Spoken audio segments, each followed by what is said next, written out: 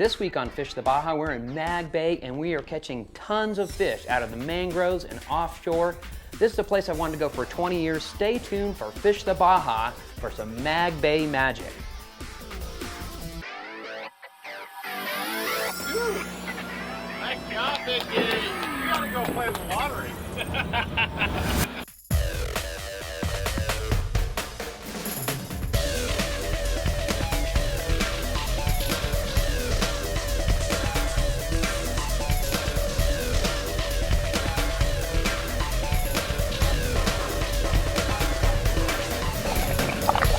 Fish the Baja, presented by Ono's. Ever since I've been coming down to Baja, I've wanted to go to Magdalena Bay.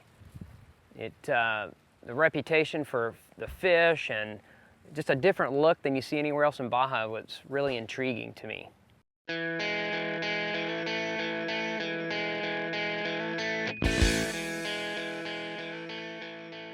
Normally people would fly into Loreto. It's about an hour-and-a-half drive.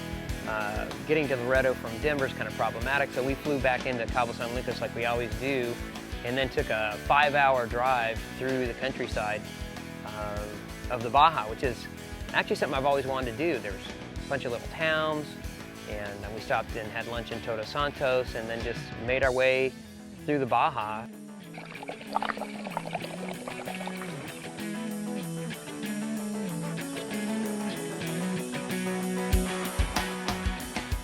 Came into Constitution and then into San Carlos, which is just a teeny little town. And that's the home of Mag Bay Outfitters. I've been delivering yachts down here for probably the last 20 years and just kind of always wondered about Mag Bay, and one day had the time and came down and checked it out. Ended up down here kind of semi-retired. We have 5 boats that run in the bay, different sizes, anywhere from 17 foot up to 26.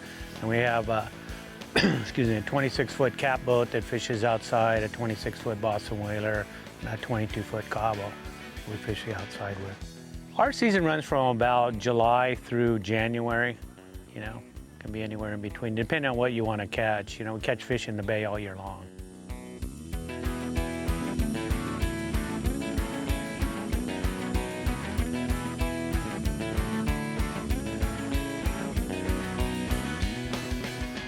The guy who really helped me get to Mag Bay was Jeff DeBrown with the Real Baja. He knew some guys over there, and this trip kind of evolved, and it kind of became this fishing trip that was an exploratory trip that let's just kind of go over and see what happens. And so anytime I can go to Baja, it's a great thing. I cater to fly fishermen and light tackle fishermen. 90% of my guests are fly fishermen. But I'm based out of the East Cape in Los Barriles, which is about 40 minutes north of Cabo San Lucas. And that's where, during the summer months, I base my operation. I'm down here full time. I'm one of the only guys, or one of only a couple of us that I know that live here full time, year round.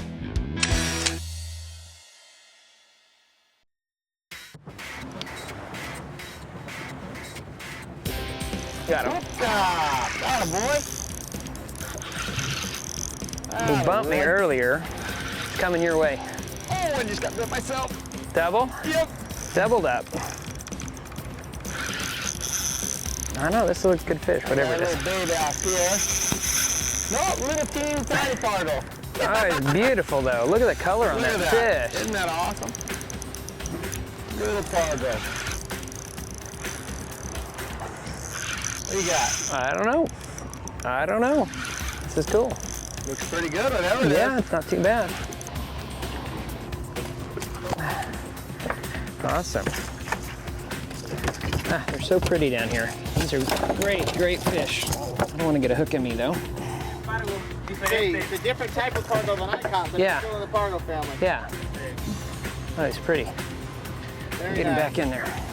One of the best things about fishing with Jeff is he's left-handed, I'm right-handed, so if we're both on the front of the boat, he can cast and I can cast, and we really don't get in each other's way, so it's kind of nice. And the other thing about Jeff that's nice is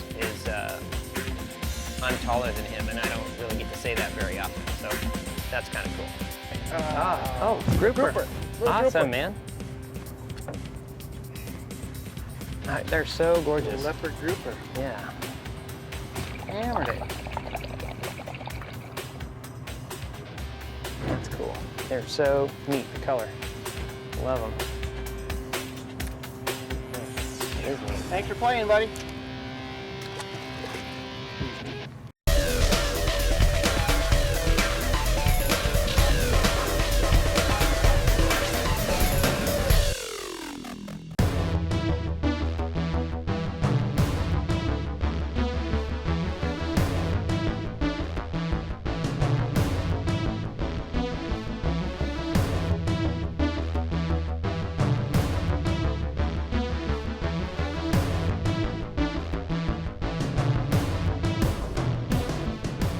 First day in the mangroves was absolutely amazing. Nothing real huge, but lots and lots and lots of fish. Sometimes there would be 10 or 15 fish following my little Sebile stick shad in from casting up into the mangroves. It was totally cool. One of the real stars of the show was the Sebile stick shad. I was throwing a blood red white color, and the fish were just all over it. I mean, I caught so many fish on it, it was crazy. Changed them to where they had just single hooks. But I mean, if you fish them just one of the ones that come on it, then the balance is off. So you've got to actually when Patrick does it, he actually weighs them. Yeah, he weighs the single hooks to make sure they weigh the same as the trebles, so that they fish the same. Yeah. It's the lure. It's the action of the lure. I think it's the angler, don't you think? That could be, but It's a nice one. It's a little better fish.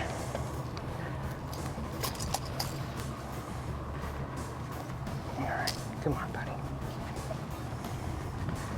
That's cool. it's the angler, I know.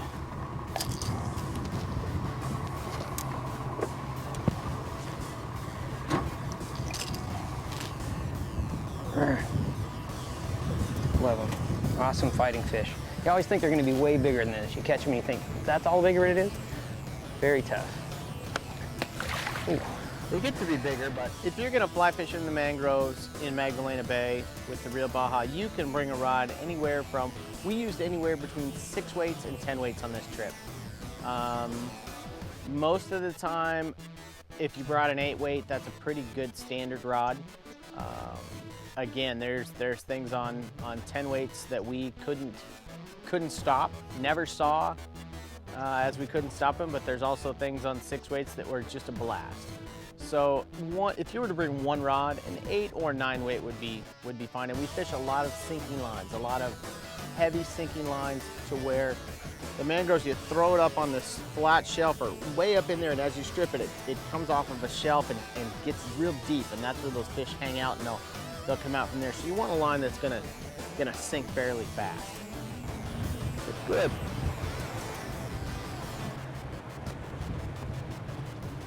Ow, it got me.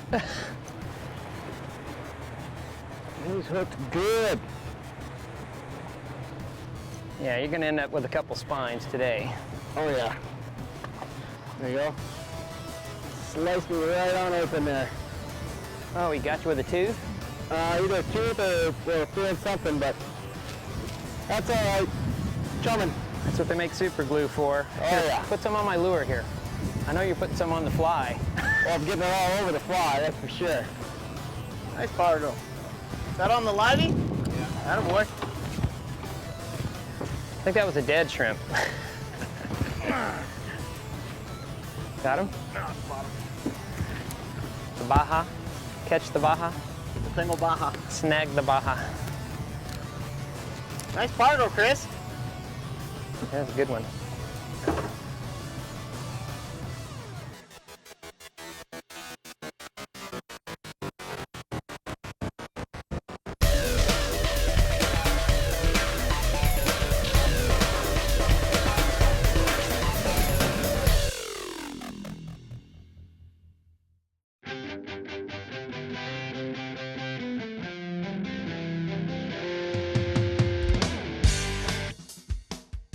second day, we kind of wanted to do something different. We caught so many fish the first day, didn't really want to go back to the mangroves and just throw for little fish, and so we went outside, trolled a little bit, and caught some Sierra mackerel for bait, and then went to one of Poncho's grouper holes. And you know, I'd have to say it's grouper 4, Dave and crew 0.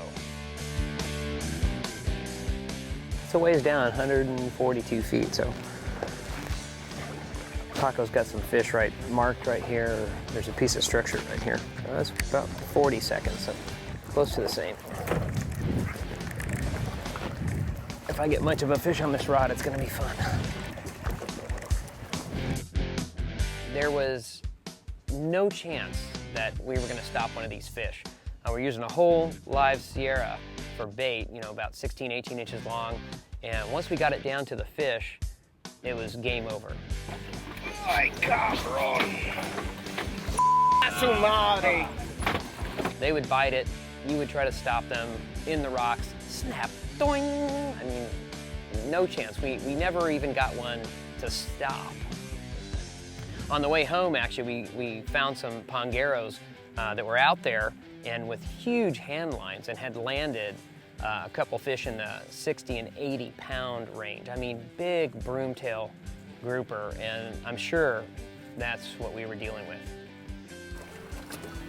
Wow. Yeah, see this, they've got just really, really huge.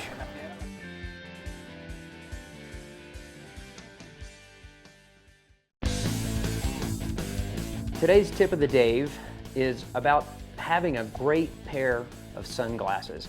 I've been wearing Ono sunglasses now for about 8 years and has really transformed my fishing life. When you're out with a guide, one of the most frustrating things for him is if you can't see the fish that he can see. Having a pair of high definition polarized sunglasses is critical to make your fishing day really great. Ono's has wonderful polarized sunglasses in a bunch of different styles for any size angler, any size head, any size person. But the great thing about them is they've got built-in readers. So if your close sight is getting a little weak, Ono's have the built-in readers to really help you see small items, small flies and lures and tie knots. But the best thing about them is they help you see fish. Ono sunglasses, don't leave home without them.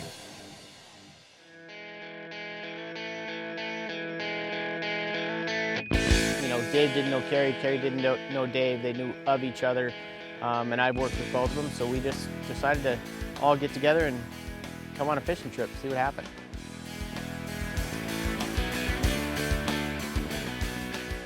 We got in the water on the way down and we saw some honest 200-pound fish that we just, you know, they were in feeding mode and we couldn't, you know, they couldn't get them to slow down and get a shot. And, you know, there's all kinds of opportunities for free diving down here. Wahoo, grouper, you know, yellowtail. Carrie's a neat guy. He's, you know, kind of your typical captain in that he's very independent and knows what he wants to do and runs a really tight ship. Any chance we got to anchor up and dive over, Richard and Carrie were on that. And that's a wild thing, watching these guys jump in the water. We're in 300 or 400 feet of water. They're jumping in with their floats and their big, huge guns and thinking about sticking a fish. I mean, it's just on the radical edge, I think, of fishing or even spear fishing. It's crazy. The boat is very nice, and his guys are just a top-notch crew. Had a great time with them. Sean, the chef, as we call him, is Chef Sean. He could just whip up just about anything out of whatever he happened to have around the galley, and that was a fun time with him. Loves to joke around, had a lot of good times with him. Him fixing meals and us messing around, and that was a great time.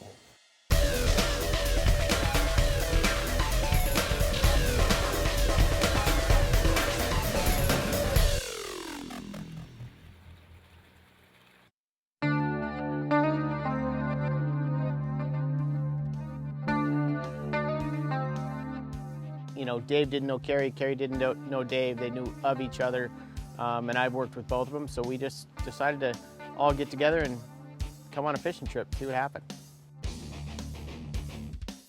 One great thing about this success is it can navigate to wherever you want in Mag Bay. And our first stop, we started pitching some small baits, and I hook a nice yellowtail.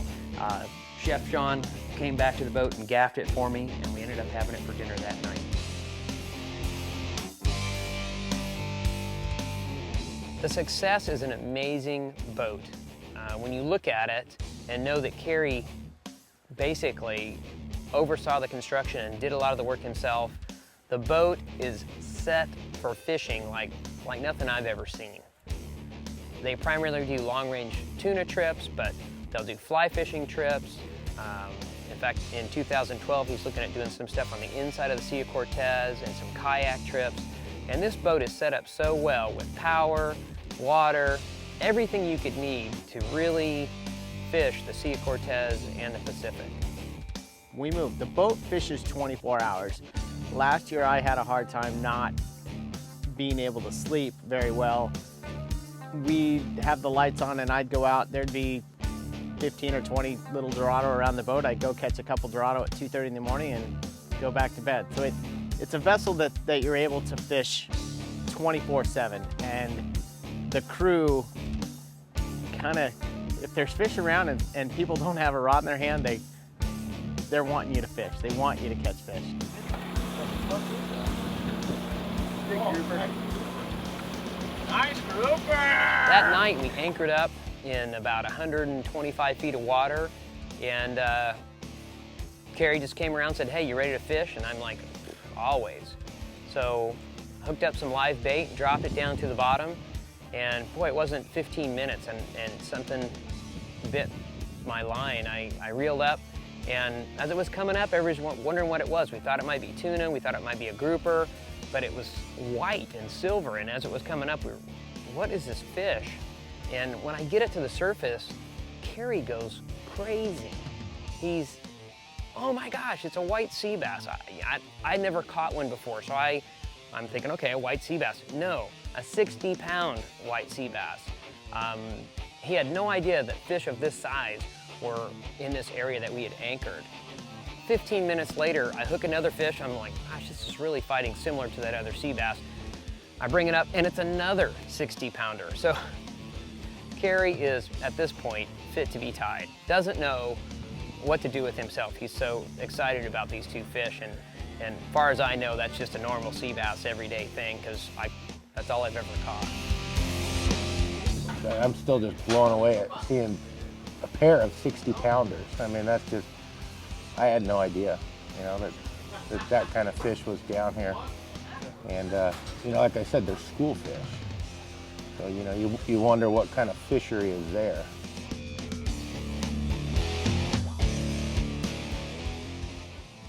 We knew it was going to be a fun trip. We didn't know what we were going to find. We're looking kind of for marlin on the fly. If it didn't happen, whatever we found. And we found, unfortunately, the marlin, we saw a few that didn't want to eat, but the rest of the trip was successful.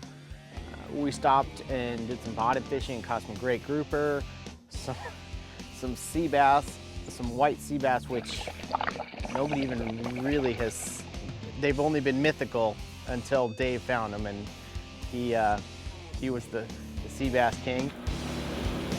I'll try and get in there. I don't have a shower in there. Oh my God! That's grouper. Nice grouper. He wanted to get a big one. Yeah, we'll keep it. You got a good one, Dave.